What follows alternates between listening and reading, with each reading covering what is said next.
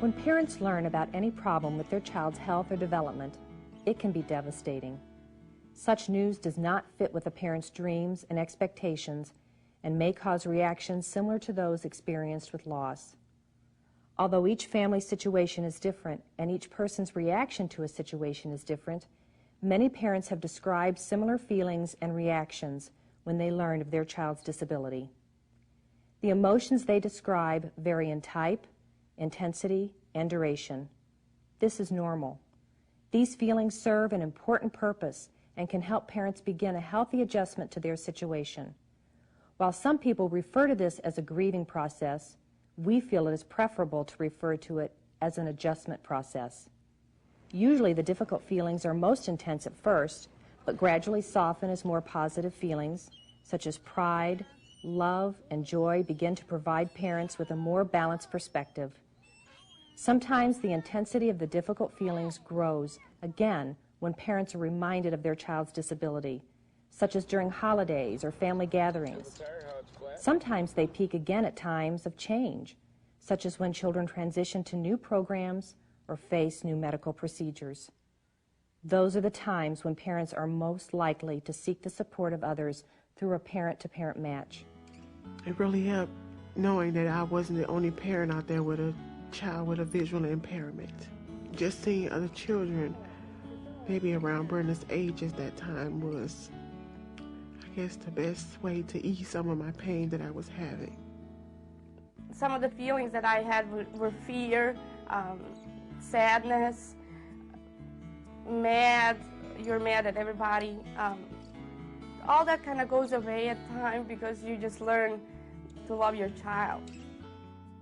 Because there is no set amount of time for the adjustment process to occur or set pattern for the feelings to occur, you cannot know with any certainty how new parents might be feeling when you contact them.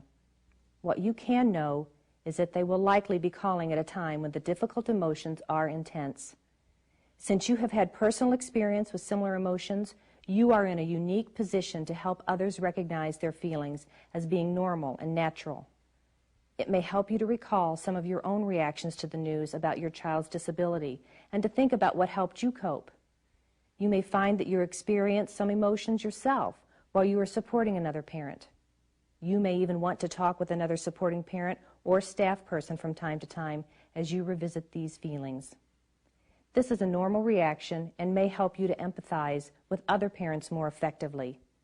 It may also serve to remind you of how far you have come since you first learned of your child's special needs. They didn't know. They kept telling us they were probably not going to survive. So, I could tell they weren't sure what was going to happen, so I was scared. I didn't know what was going to happen myself. I felt out of control.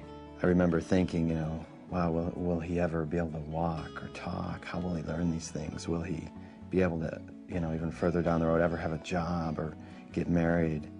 All of a sudden, all these things that you hope for your child are in question. Everything was in question, and we really felt lost. We knew in the first couple of days after she was born that there was going to be some issues. We didn't know how severe, and you're hearing all these very technical terms, and it's very overwhelming at first, and lots of different doctors are coming in and talking to you, and so it was overwhelming, but at the same time, it was Mary Claire, and we had a baby girl, and we were thrilled. A review of the following descriptions of the common reactions to a diagnosis may be helpful as you prepare to talk with other parents. Initially, parents may feel shock or disbelief at the news that their child has a disability or other problem. They may have the feeling that this cannot be happening to them or to their child. Some parents feel numb or unable to think clearly. They may question the accuracy of the diagnosis and may seek additional opinions. They may not even be able to hear all the things that have been said to them and may not be able to grasp the potential effect of the diagnosis on their child, their family, or themselves. Although some people see these reactions of shock or denial as negative, they can serve a positive purpose. They can allow parents some extra time to gather their strength and get some support from others before they face the reality of their situation. These early reactions of shock and denial are sometimes replaced by fear and anxiety. As a parent's understanding of their child's disability increases and they gain insight into the changes they are experiencing in their lives, they may be fearful about their future. Many wonder if they will be able to meet the challenges they face and whether they will be able to be good parents to a child with disabilities. This often leads parents to a search for understanding the reasons behind how and why the disability occurred. The search for understanding may lead to feelings of blame, anger, and sometimes to feelings of guilt.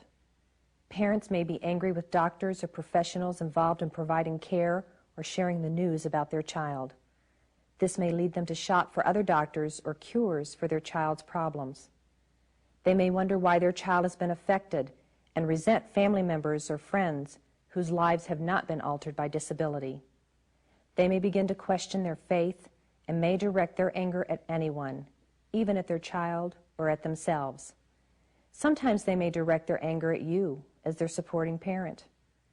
It will be important for you to understand that anger is one of a number of natural reactions to the situation, so that you do not feel personally offended or provoked to anger of your own.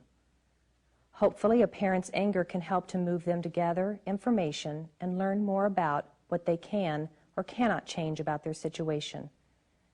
Again, your experiences will help you understand and empathize with new parents. You can listen to their descriptions of feelings that they may be unable to share with other family members and friends who have not had similar experiences. You can help parents to accept that their feelings are a normal and legitimate part of dealing with an unexpected situation and can provide reassurance that they will be able to make a successful adjustment to their situation over time. Just giving them the chance to talk about their loss, frustrations, and emotions often helps them to put problems into a new perspective and to feel less isolated. Helping another parent find effective ways to cope with their stress is another important role that a supporting parent can play. You may be able to help others recall ways they coped with stress prior to the birth of their child.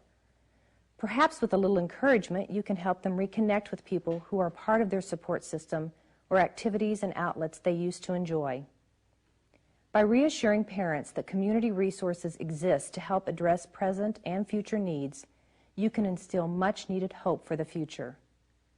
If you have learned to cope by taking a day at a time, or have found other coping techniques helpful to you and your family, please share that information.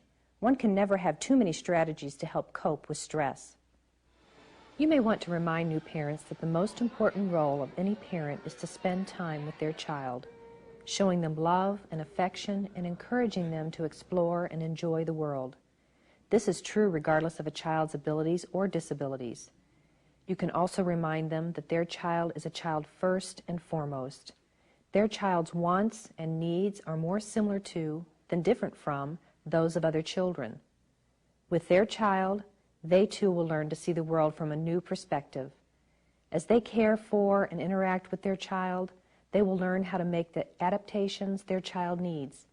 You can reassure them that as they learn more about their child, they will become empowered experts. Their confidence will grow, their fears will diminish, and their child will secure a special place in their hearts. I would like to share a word of caution. It is not the job of a supporting parent to provide counseling. If parents are unable to move from one feeling to another for a long period of time, or the intensity of their feelings is making you concerned for their health or well-being, it will be important for you to discuss your concerns with the coordinator of your parent-to-parent program or supporting staff members. Please see the section on when and who to call for help.